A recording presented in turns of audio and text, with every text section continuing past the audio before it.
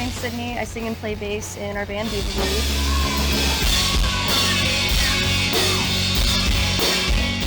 I'm Bree. I play guitar and I sing sometimes in Diva Bleach.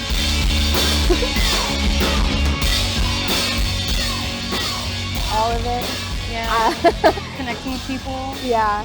Just making things with other people is really fun. I've always liked music with others. Like, yeah, you can create by yourself, but it gets so much more fun when you have other people doing it with you. Totally. I like, and like when we go on tour and stuff, just meeting like people that listen to our music or, you know, like distant friends that can come out to shows. I really like them.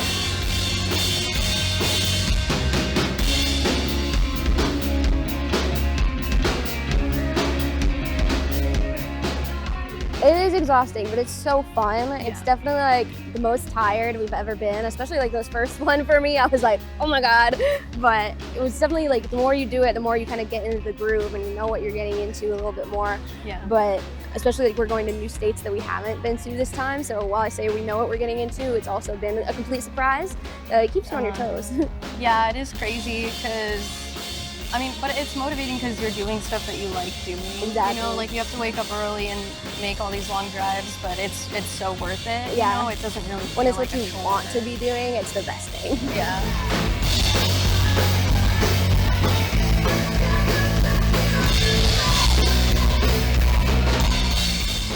I mean, it's been like ever since I had consciousness. Yeah, really. Like, ever since I was little, I saw people doing it and I was like, that's so cool, I want to do that. Yeah, like I remember growing up and watching like Hannah Montana and being like, I want to do that. You know, like ever since. I watched Josie and the Pussycats as a child and was like, they're the best, they're cool. It's like just the goal. Just like seeing those like, again, like the friendships that come in those sorts of things, but also just like being creative, and music is so fun and just like energizing. It's just, it's like magnetic. It draws you in. And I don't know, I remember like in high school when like you would talk about like what you want to do for like college and stuff like that. I just remember like not wanting to do I want to do that. Yeah. That was a fun talk with guidance counselors. Yeah.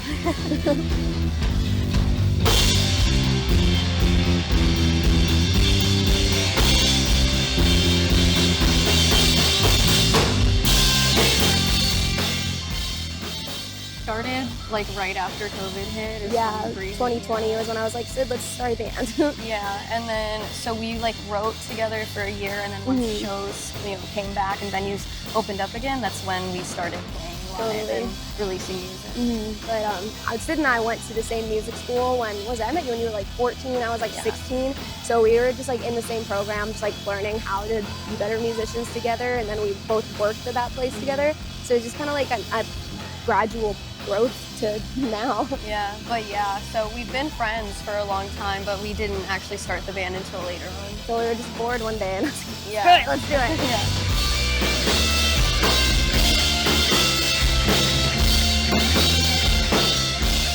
I just hope that people can relate to it and, relate it to their own lives and have their own meaning to it, Yeah, for me, music's always been like an escapism thing. So even if it can just like take your mind off something, and even if you just like it, if it's just a vibe, and then like you said, relating to it too, it's just, I think getting out of yourself for a minute is really cool. Music has that power. Yeah.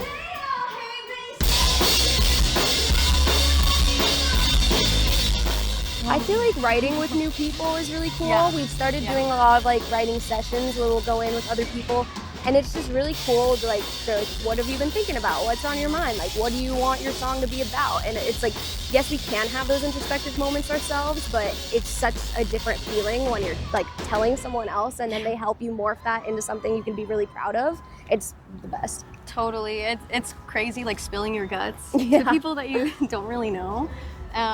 And just like making something really cool out of it, and like having other people's brains to bounce ideas off of is really fun. You just come up with ideas that you probably wouldn't have come up with on your own.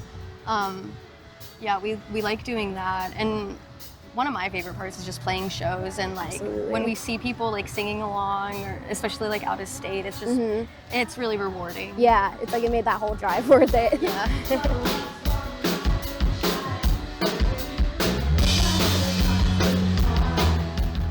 I think it's really cool, like, just even as a child, like listening to other bands, like Paramore was a huge influence on me, and like Hayley Williams' lyrics are fucking phenomenal. Like she's so relatable, and just like knowing that other people can have like such really strong feelings, like it's okay for you to have those feelings too, and it's something that can be talked about and can be shared and doesn't have to be like bottled up inside, which is like one of my favorite things. So I definitely think it just helps expressing and making you not feel so like all the time, you know? Yeah, I would say the same thing. And just it's inspiring, like it helps inspire me to like make my own art as well. Like, I don't know. Yeah, basically what she said. I'm a huge fan of like, you know, early 2000s emo music, like Taking Back Sunday, My Chemical Romance, Silver Scene, all of that. Hey Monday is a big one. Cassidy Pope is amazing. Yeah, Tonight Alive. Pretty much anyone that is in that like pop punk, alternative 2000s, 2015 even. Yeah. Like, yeah. But lately, I've been listening to like a lot of pop music, like Fletcher or Chapel Roan are some of my recent favorites. Yeah. I think it's important to get out of your genre so that way you can kind of pull from everything.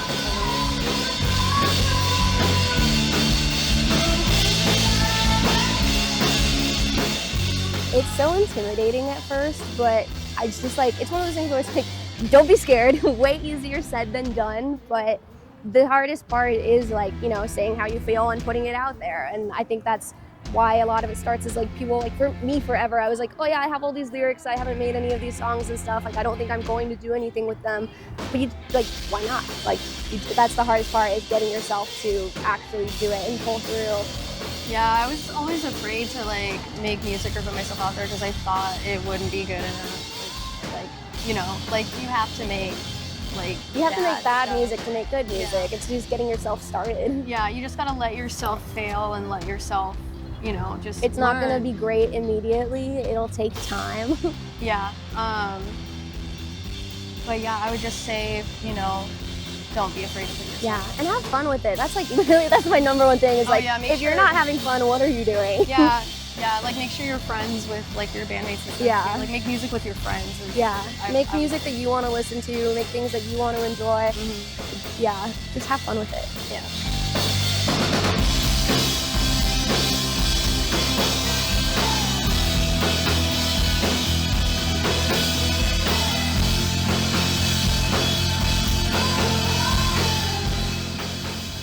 Make sure to follow us on social media. We're at Diva Bleach on TikTok, at Diva Bleach Band on Instagram, and then follow us on Spotify, Apple Music, YouTube. Yeah. Oh my gosh, we'll be playing Sad Summerfest this summer.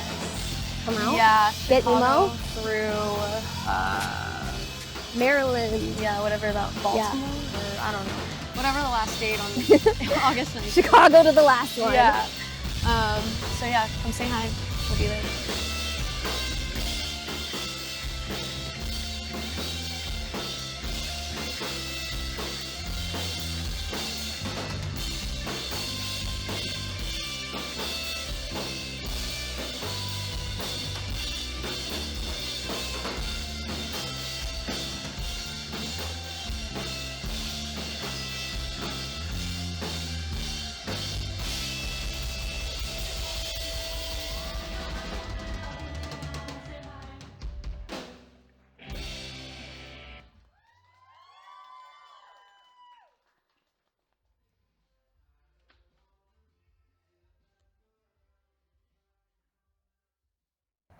Oh wow. This tour, I want to be like, this is almost a little more mild. Yeah. This tour, we got $100 parking ticket the first day, so fun. But like one of the previous tours, we had a homeless guy almost throw a raw potato at us, which was great. Yeah. He was like, his arm was like ready like, to go. We looked behind us, and he was like, and some guy was like, hey. Don't throw that at them. And he went, oh, and then walked away. That happened. There was a crazy, so we played in this small town called Midland, Texas, and like there's a super drunk guy. He wasn't like a fan or anything. He was just a really drunk guy at the show, and he took my microphone. I'm playing bass, right? So I can't like, I'm not holding my microphone. He took it and just started like screaming, like really loud. Everything I can show you guys the video. It's so funny. Because our tour manager caught it on video, which is amazing. But he took our microphone, then he got carried out 3 different Oh my times. God, yeah, I've never seen a guy like pulled out of a venue so many times. Yeah, the venue, it was also like it was just like crazy. a warehouse Yeah, in the garage. back of a brewery. Yeah. It was very chaotic. I mean, It was a fun it was show fun. though. Yeah, it was crazy. Trying to think if anything else wild has happened this tour. This tour. Just so much rain on the drive up. We're really not used to that from Arizona. So Yeah. it was like, oh my God, white knuckling the steering wheel right now. Yeah. Jay heard some scary noises. I don't know. Yeah, Our other guitar player was like, I was outside on the phone talking to my girlfriend and I just heard this child start screaming. And I was like, oh my God, are you good? Yeah. Some Lots little of weird things here lots and of there. drunk dudes that, we have to save each other from, being like, hey. They need you over here.